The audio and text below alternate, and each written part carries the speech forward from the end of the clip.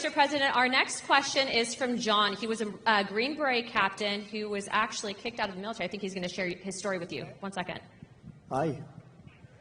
Good-looking guy. Thank you. Good evening, Mr. President. I'm John Frankman. I was a Special Forces Green Beret who was forced out of the military because of the COVID-19 vaccine mandate. Stuff, right? That's good. That's good.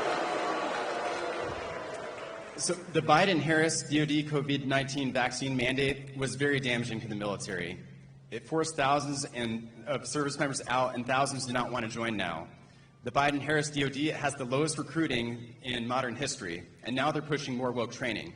So how do you plan to repair the military from the damage that was done and hold military leaders accountable? So I want to have them come back into the military with pay. And, you know, they've been talking about that, but it never happened. They never did what they said they were going to do. There should have never been a mandate. That should have never happened. You should have been given choice, as we say. We want choice in education, and we want a choice there, too. And that should have never happened. And, you know, we've lost some of our best people in the military, too. Did you leave? Did you leave? Did you ever take the vaccine or anything? I never did, sir. So you want a choice, yeah. And do you want it? Would you go back in if they were able to? As long as there's accountability, potentially. Yeah, no, there would be accountability. Is right. They're going to will fire their asses, but they won't. We don't want to lose this guy. We want to get. He's central casting. We want to get him back in.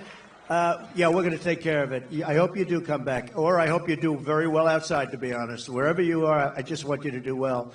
But we're going to get a lot of people coming back. They should have never had the mandate. The mandate was a big mistake, and they treated people terribly, terribly. Okay? Thank you very much. Great. You look great. Thank you. We lost a lot of great people. Also in other, you know, in police forces, I mean, a lot of people were forced into doing things they didn't want to do. But I love that question. That's a great question. Thank you very much. I also, too, if I could, Mr. President, I don't think I've told you this story yet, but actually we had some of our friends that had been deployed, and one of our friends actually was shot pretty badly and ended up going to Walter Reed. And to put in perspective, there's a lot of politicians that will take photos with the military, but they don't care. But President Trump actually went privately, didn't ask for a photo opportunity, and he said thank you to our friend that had been shot in combat at Walter Reed. His heart's in it. He loves our community. And when I say that he has your back and he's going to make sure that they're accountable, he will. Thank you.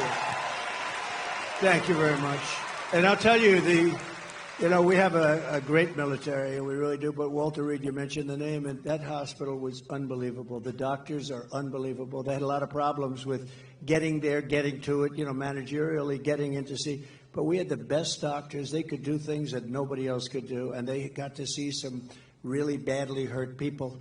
And the level of talent at Walter Reed, it's just an incredible hospital. So we have to pay our due respects. You hear so much about government-owned or whatever. I don't think there's a better hospital in the world than Walter Reed, so we should say that, right? Yes, sir. Yes, sir.